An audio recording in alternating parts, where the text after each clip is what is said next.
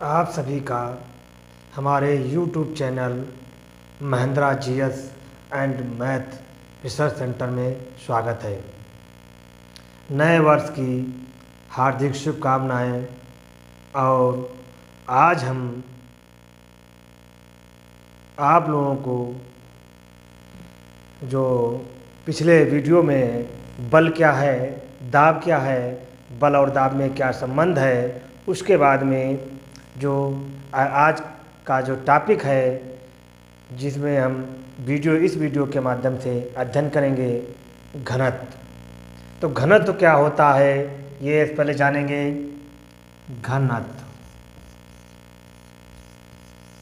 घनत्व को कहते हैं हम डेंसिटी।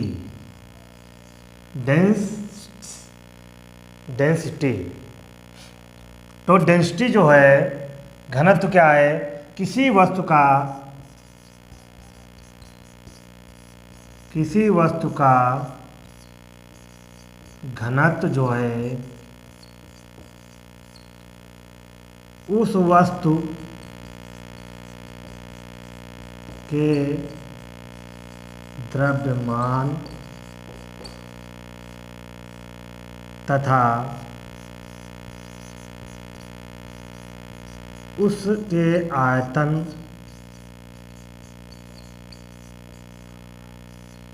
के अनुपात के बराबर होता है। अनुपात के बराबर होता है, अर्थात किसी वस्तु का घनत्व उस वस्तु के द्रव्यमान तथा उसके आयतन के अनुपात के बराबर होता है। अर्थात घनत्व जो है बराबर वस्तु का द्रव्यमान बटे वस्तु का आयतन।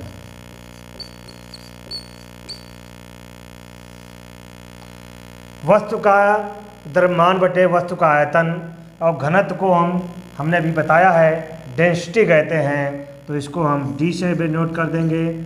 और वस्तु का द्रव्यमान जो है इसको मास कहते हैं, तो एम से डिनोट कर देंगे। और वस्तु का आयतन जो वॉल्यूम होता है उसको जो है हम वी से डिनोट कर देंगे।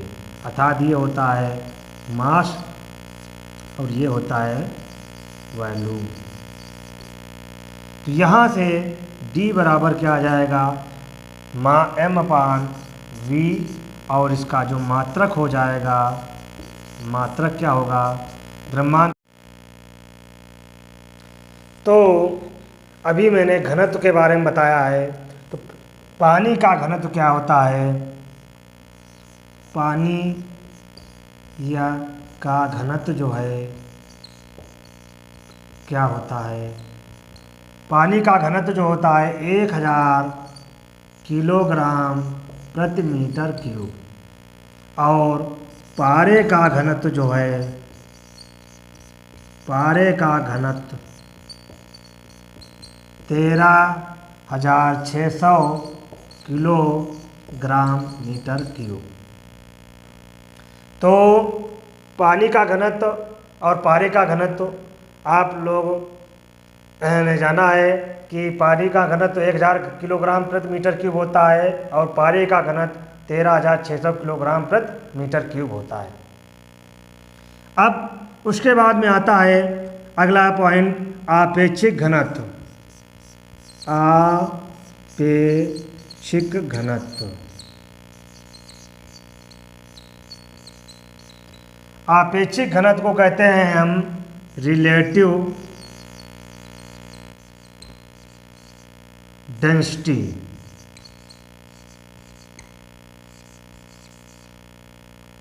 तो रिलेटिव डेंसिटी क्या है, किसी वस्तु का आपेक्षिक घनत्व जो है उस वस्तु के द्रव्यमान तथा 4 डिग्री सेंटीग्रेड पर जल के घनत्व के अनुपात के बराबर होता है। अर्थात किसी वस्तु का आपेक्षिक घनत्व घनत्व उस वस्तु के घनत्व तथा 4 डिग्री सेंटीग्रेड पर जल के घनत्व के अनुपात के बराबर होता है।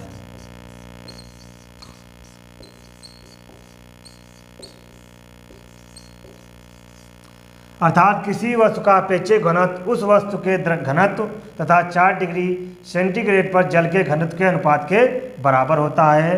अतः वस्तु का आपेक्षिक घनत्व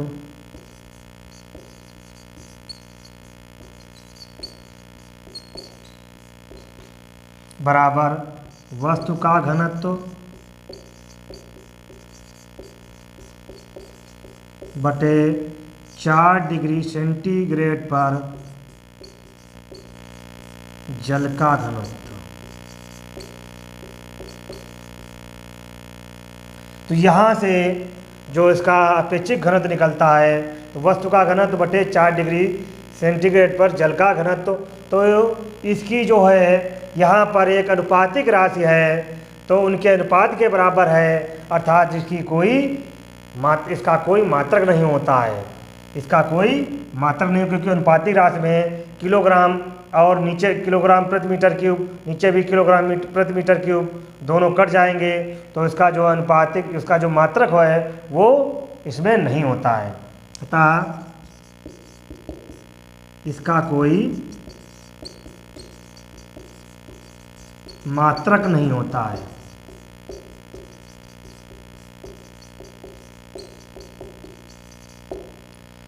तो आपने आपेक्षिक घनत्व के बारे में जाना, क्या आपेक्षिक घनत्व होता है। उसके बाद में जो इसका अगला टॉपिक है कि उत्प्लावन बल, उत्प्लावन बल को हम क्या कहते हैं और किस प्रकार से जो नदियों में नावें तैरती हैं और समुद्र में बड़े बड़े जलयान तैरते हैं, और उत्प्लावन बल क्या है और उस पर जो जल पर जो दाब लगता है उसका मान हम कैसे निकालते हैं, प्लवन का सिद्धांत क्या है, आर्किमिडीज का सिद्धांत क्या है।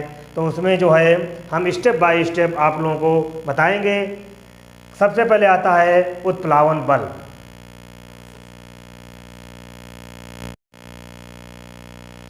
तो उत्प्लावन बल क्या है इसके बारे में आप जाने। उत्प्लावन बल, उत्प्लावन बल क्या है, इसको इंग्लिश में कहते हैं बायोवेंट फोर्स। तो बायोवेंट फोर्स उत्प्लावन बल क्या है। जब कोई वस्तु किसी द्रव या गैस में आंशिक अथवा पूर्ण रूप से डुबोई जाती है तो उसके भार में जो नीचे उस पर ऊपर की ओर जो बल लगता है उसको हम क्या कहते हैं, उत्प्लावन बल। जैसे किसी एक बर्तन में हम पानी भरते हैं और इसमें कोई एक वस्तु ये जो है रखी हुई है और ये यहाँ तक जो है डूबी हुई है, मान लिया इसका इतना भाग ऊपर का छूट रहा है।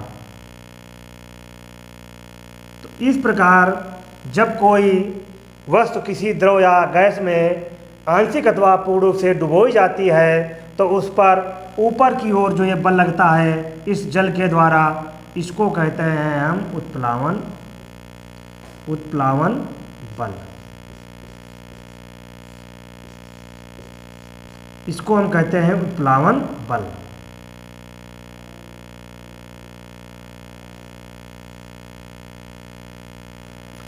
उत्प्लावन बल क्या है इसको लिख लीजिए, समझ लीजिए।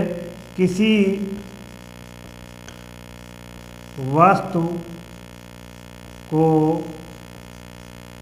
जब किसी द्रव या गैस में आंशिक अथवा पूर्ण रूप से डुबोई जाती है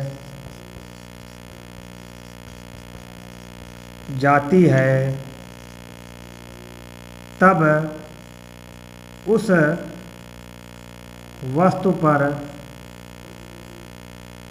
ऊपर की ओर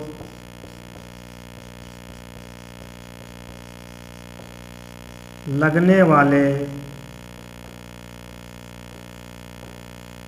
बल को उत्प्लावन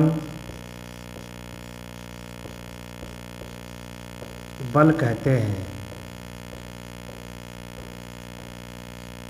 उत्प्लावन बल किसी वस्तु को जब हम किसी द्रव या गैस में आंशिक अथवा पूर्ण रूप से डुबोते हैं तो उस वस्तु पर ऊपर की ओर जो बल लगता है उसे हम उत्प्लावन बल कहते हैं।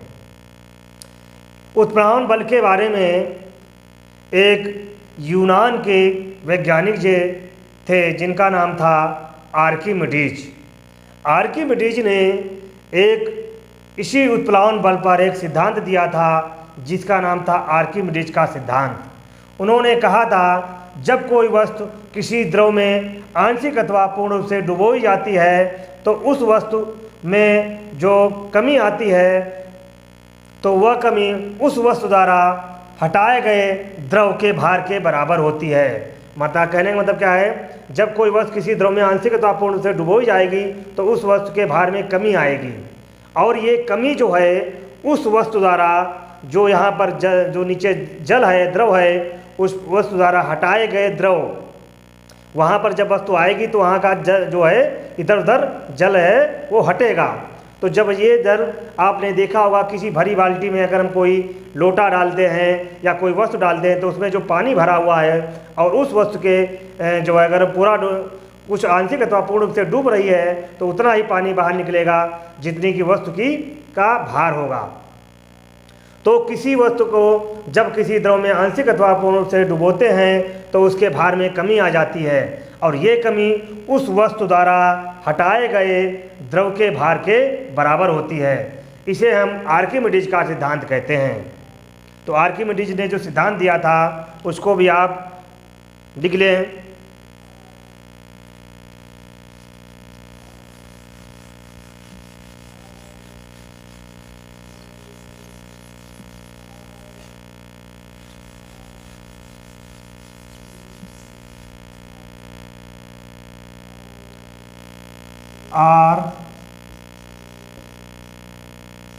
आर्किमिडीज का सिद्धांत। इनके अनुसार सिद्धांत में क्या था, जब कोई वस्तु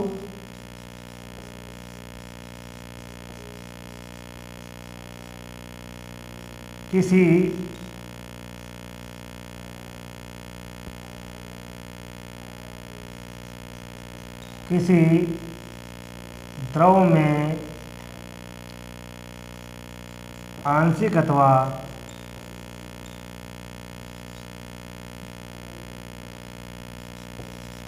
पूर्ण रूप से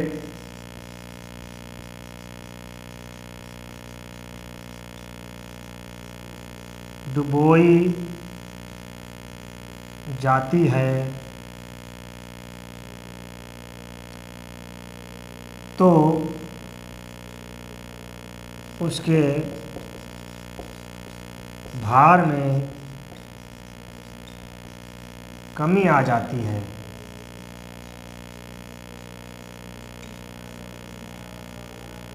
यह कमी उस वस्तु द्वारा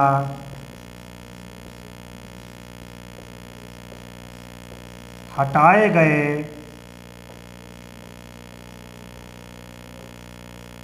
द्रव के भार के बराबर होती है।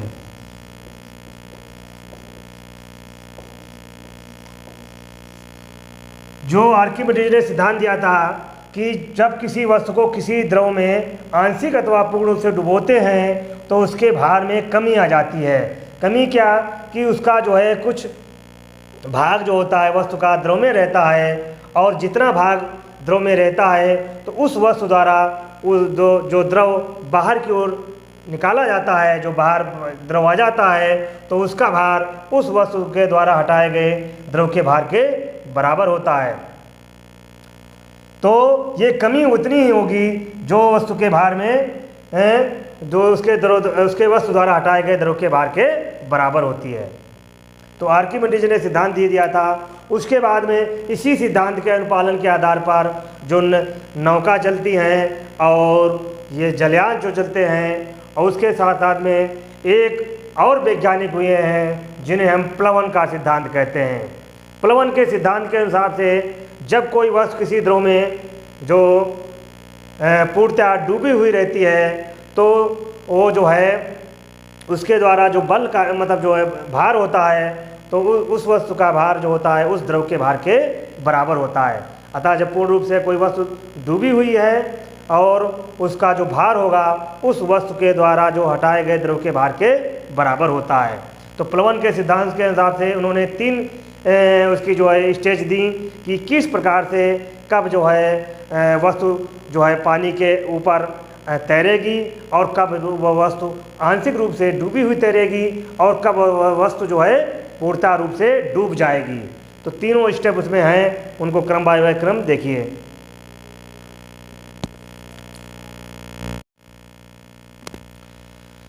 तो प्लवन जो है एक वैज्ञानिक हैं, उन्होंने तैरने का सिद्धांत दिया था, किस प्रकार से वस्तु जो है द्रव के ऊपर तैरती है और कोई वस्तु आंशिक डूबी हुई तैरती है और कोई वस्तु जो है उसका कुछ भाग जो है डूबा उसके पानी के अंदर रहता है और उस पर वो तैरती रहती है। तो तीनों स्टेप जो है वो क्रम बाय क्रम देखिए। तो प्लवन का सिद्धांत जो था, प्लवन का सिद्धांत, उन्होंने कहा था, प्लवन ने कहा था सबसे पहले कि वस्तु का भार, ये वस्तु का भार है और यदि वस्तु का भार उस वस्तु द्वारा हटाए गए द्रव के भार से अधिक है, अर्थात W1 हटाए गए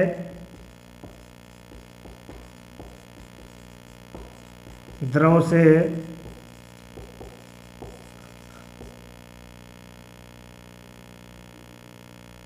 हटाए गए द्रव का भार लिखेंगे यहाँ पर हम, हटाए गए द्रव का भार।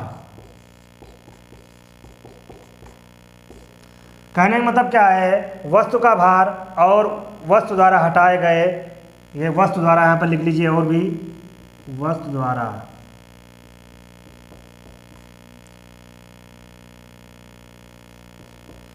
द्वारा हटाए गए द्रव का भार।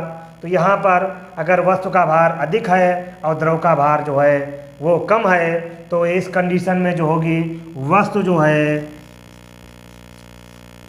वस्तु द्रव में पूर्णतया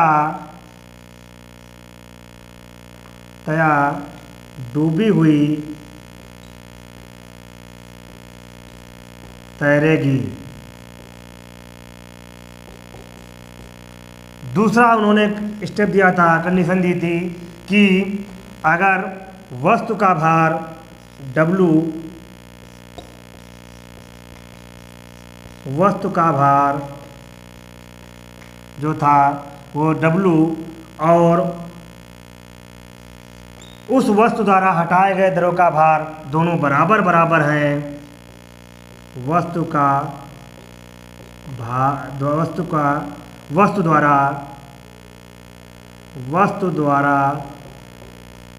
हटाए गए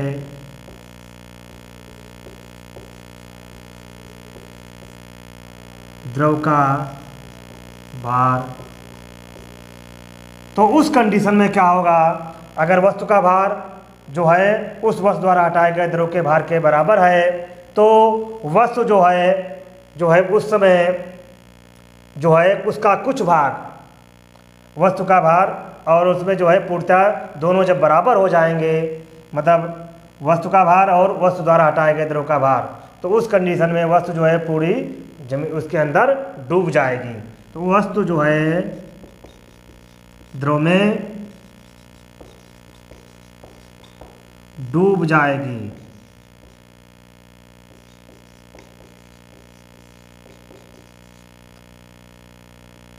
उसके बाद में तीसरा जो उन्होंने बताया था कि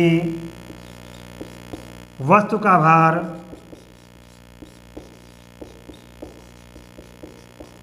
और उस वस्तु द्वारा हटाए गए द्रव के भार से अगर कम है, वस्तु द्वारा हटाए गए द्रव का भार से कम है, इसका मतलब क्या है, ये बड़ा का साइन है और ये बराबर का है, ये छोटे का साइन। तो उस कंडीशन में क्या होगा, वस्तु जो है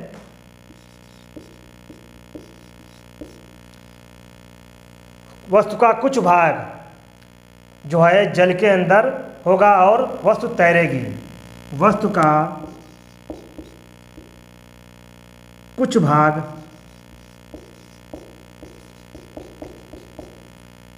जल द्रव या द्रव के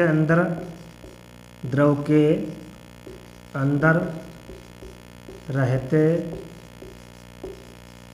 हुए वस्तु तैरेगी।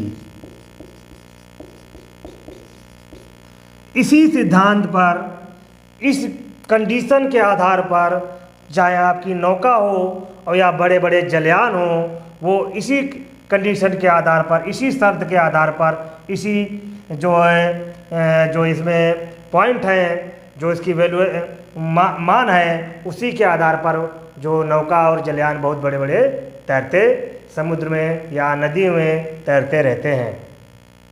तो प्लवन का सिद्धांत उन्होंने दिया था कि वह अगर जो उसमें वस्तु का भार और उसके द्वारा हटाए गए द्रव के भार से अधिक है तो वस्तु द्रव में पूर्णतः डूबी हुई तैरेगी। और इसके कंडीशन में क्या है, जब दूसरा वस्तु का भार और उस वस्तु द्वारा हटाए गए द्रव का भार दोनों बराबर हैं तो वस्तु द्रव में डूब जाएगी। तीसरी कंडीशन क्या थी, वस्तु का भार उस वस्तु द्वारा हटाए गए द्रव के भार से अगर कम है तो वहाँ पर जो है वस्तु कुछ भाग, उसका वस्तु का कुछ भाग द्रव के अंदर रहते हुए वस्तु तैरेगी। तो यहाँ पर इसको और भी समझ लीजिए, द्रव का भार अधिक इसको हम लिख देते हैं और इसमें वस्तु के द्वारा हटाए गए द्रव का भार कम, समझने में आसानी होगी। उसके बाद में आता है द्रव दाब। द्रव दाब क्या है, तो द्रव जब किसी वस्तु को हम द्रव में डुबोते हैं तो उस पर भी एक दाब कार्य करता है जिसे हम द्रव दाब कहते हैं। अर्थात जब कोई वस्तु किसी द्रव में डुबोई जाती है तो उस द्रव के द्वारा उस वस्तु पर एक दाब कार्य करता है जिसे हम द्रव दाब कहते हैं। तो द्रव दाब क्या है, द्रव दाब को हम जो है जैसे किसी लिक्विड प्रेशर या के मतलब जो है उसके जो चीज़ है द्रवित अवस्था में है तो उसके द्वारा जो दाब लगता है उसे हम द्रव दाब कहते हैं। तो द्रव दाब जो है इसको हम P से डिनोट करते हैं। ये जिस बर्तन के अंदर या जिस जगह पर या उसकी ऊंचाई पर निर्भर करता है, उसकी ऊंचाई जिस बर्तन में रखा गया है या कोई नदी की गहराई में या समुद्र तल की गहराई में, और उसके द्रव का जो घनत्व है उसे उस पर, और पृथ्वी द्वारा लगने वाला गुरुत्वीय त्वरण जी पर निर्भर करता है। अर्थात P बराबर hDg होता है। इसे हम द्रव दाब कहते हैं। और द्रव दाब का निकालने का मात्रा क्या है, यहाँ पर द्रव का ये जो P है वो द्रव दाब है, H जो है उसकी पृथ्वी जो है समूह तल से, या कहते हैं जो जिस बर्तन में रखा गया है उसकी तल से ऊपर की तक की ऊंचाई हो जाती है। और डी उसका जो है द्रव का घनत्व होता है, और जी जो होता है उसका गुरुत्वीय त्वरण होता है।